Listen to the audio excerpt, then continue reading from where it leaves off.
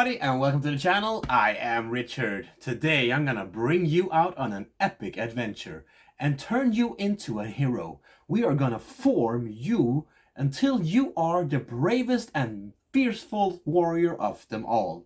You might become good, you might become bad. We don't know because you are the one that will shape your destiny. I'm going to show you Call to Adventure from Brotherwise games.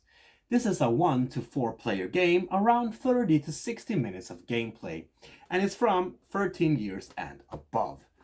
This game has a fast setup, it has a fast gameplay, and it's pretty easy to learn. And today, I'm going to show you how to do that. I'm going to show you how to set up the game, and I'm going to show you how to play this beautiful game. So let's take a look at it.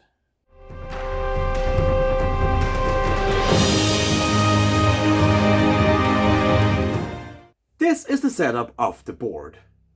Each player gets a player board, a corruption token to track if you're turning bad or good. This one should be put on the third row from the top on the corruption tracker. As you do bad deeds, the corruption tracker will go down to the moon side, and as you do good deeds, it will go up to the sun side. Each player should also get 2 origin cards, 2 motivation cards, and 2 destiny cards, and choose one. Then they need to place the origin on their player board on the far left, the motivation in the middle. These two should be faced up, but the last one, destiny, goes to the far right and is faced down. Players also get 1 hero card as their starting hand. In the middle of the board, we need to prepare the story decks, looking like this. For a 1 to 3 player game, there should be 4 cards next to the pile, but in a 4 player game, there should be 5 cards. Each of these decks are called acts. This is the first act, this is the second act, and this is the third act. In the beginning of the game, it's only the first act that are open for the players, but as the game moves on, each act will unlock. We also need to place the hero deck and the anti-hero deck in easy reach for all players. And up here we have all the runes and the rest of the experience tokens. Call to Adventure is really what it says. It's a game about you venturing out to the world and creating your own destiny.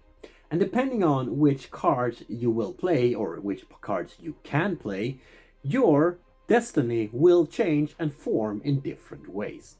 And depending on which path you choose here, you will also gain either virtue or corruption. And this basically means if you're good or if you're bad. And depending on which path you will choose, you will gain different scores in the end of the game.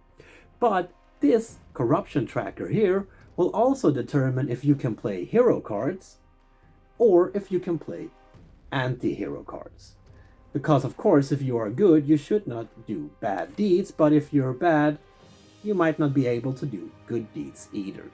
And as I said during setup, the different acts here will lock up during the gameplay. So from the start of the game, we will start down here. So what can you do during your turn? Well, you could, for example, choose to gain a trait. Then you would gain one of the cards that are open from one of the acts. They need to be face up, because if they're face down, that means that they're closed and we haven't gotten there yet. To get one of these cards, we simply need to fulfill whatever they want us to fulfill. This one here, for example, says that you may only gain this card if you discard 1 hero card or if you discard 1 experience. So once we have done that, we take the card and then we refill the act. Traits are cards that only have 1 path. They only have 1 above and nothing below. As you can see up here, this have 1 path here and 1 path below. So this is a challenge card and this is a trait card. When you receive a trait, you place it underneath the current act that you're in. This was Act 1, 2, and 3, remember? So we put it underneath the card that we already have from Act 1, showing the top of the card that we have now received. Or you could choose to complete a challenge instead. Like I told you before, a challenge is the one cards with two paths, one above and one below. And when you are taking these challenges, you need to choose one path, either below or above. And once you have chosen, you cannot change your mind, so no cheating here. And on the left side of the card, you can see the difficulties of this card. If we look at this challenge right here, we can see that it has a level number 3. And these are the runes that we can use to beat this challenge if we have them in our storyline. You can always choose to use the core runes. This one will give you 1 in any challenge. The blank one will give you 0, of course. And this one down here will add 0 and draw a hero or anti-hero card. And if we look at our hero's storyline in Act 1, we can see that we actually have the same rune symbols as the challenge was needed. Meaning that we get to add 2 charisma runes to this challenge. If we get this side up, it will be +2. If we get this side up, it will be +1. But we also need to look at which path we have chosen. If we chose this one here, for example, we need to add +1 to the difficult level. So now it's time for us to cast some runes. Once we have collected all the runes that we get to play, we need to throw them on the table to see what we got. This one here gave us 1, remember? The blank ones gave us 0. This one here, looking like an M, gave us 2, so now we have 3. And this one here gave us 1, giving us a total of 4. And that was actually what we needed to beat this challenge. Because you had a level 3 difficulty, +1, that was 4. If you get the same amount or higher, you have beaten this card. And you get to place this in your storyline. Again, putting it underneath your cards, with the path showing that you have chosen. Once the challenge is over, we refill the table again with a new card from the same act that we have just taken the challenge card. Every now and then, in Act number 1 and 2, you will find allies. You can see it's an ally because it says ally up here. These cards should be taken and placed underneath one of the challenges on the table, making this challenge extra hard because now you add the value from the ally as well. You cannot put the ally underneath a trait because, well, the trait is not a challenge. It needs to be put under a challenge. But once you have defeated this challenge and you got it, you get to take the ally as well, put it next to your player board and use whatever benefits that this ally have. When we come up to Act 2 and 3, we will also find adversaries. These are challenges as well, just a bit harder, and they only have one path. Plus, when you have defeated this adversary, it will change the gameplay instead. Otherwise, all the rules are the same as an ordinary challenge. During your turn, you can also choose to spend 1 experience to change one of the cards on the table. This one here, for example. Then you discard that and you simply place out a new card. If there would have been an ally under the card that you have just discarded, that ally would have been discarded as well.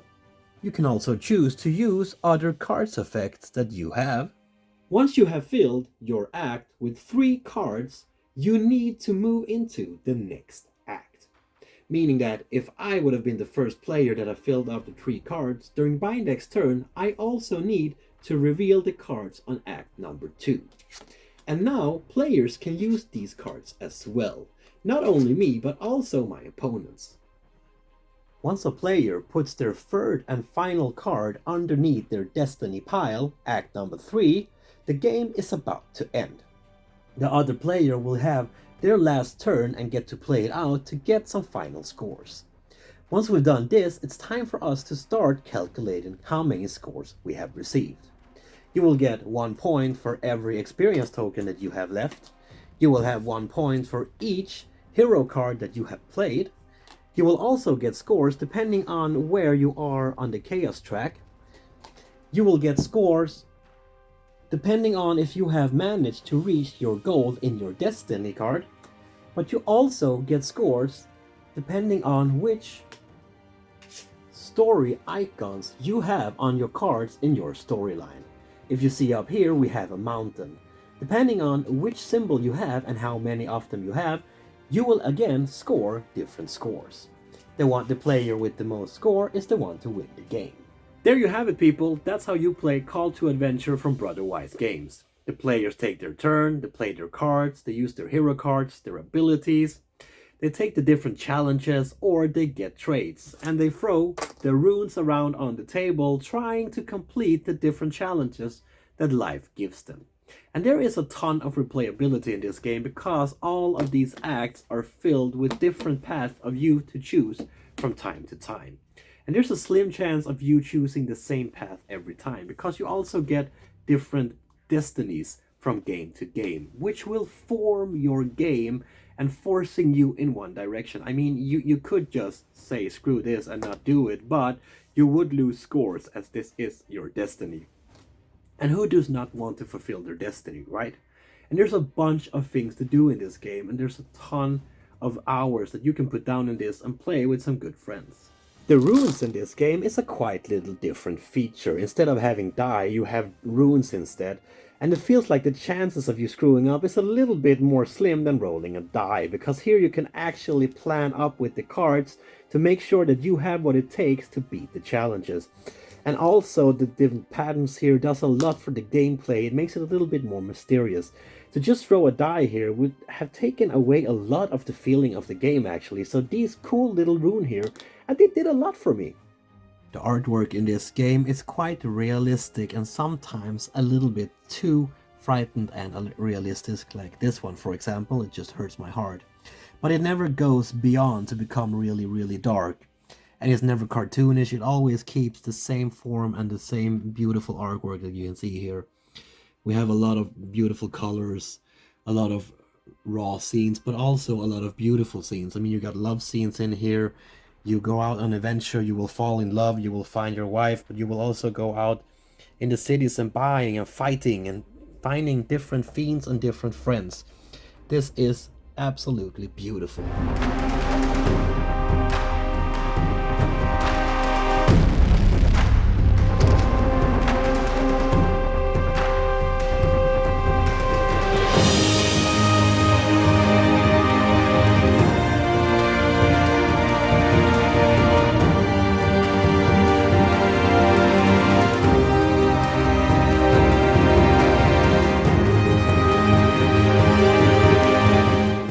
People, that was Call to Adventure for you. A quick and quite easy card game to learn and to play. You get into this really fast. If you like card games where you just sit down with some friends, have a good time, try to beat each other, this one is for you. There's also a solo mode in this game where you play against the adversaries themselves and you use the allies and everything to get the most points that you can. I have tried that as well, but I enjoyed the competition mode a lot more because there was a lot of more varieties in there, a lot of more things that you couldn't really plan out because you didn't really know what the other player was about to do. So it was a quite fun game. This one is for you, like I said, if you like fast and fun card games where you sit down, try to build your own destiny, go out to adventure with some friends and have just a little fast games. This one is for you because you don't sit that long with this game. You sit 30, maybe an hour, and then the game is over and you can quickly just rearrange everything and start a new game. It's quite cool. There will be links to the game down in the description, so be sure to check that out if you like this video or if you're interested in the game. And if you like this video, please give me a thumbs up. Please throw in a comment there and tell me what you thought about the game. What do you think about my videos? And if you like my videos, please subscribe to my channel. I have a lot more videos coming. I've done a lot of videos and I got more on the way, so there will be nothing empty on this channel.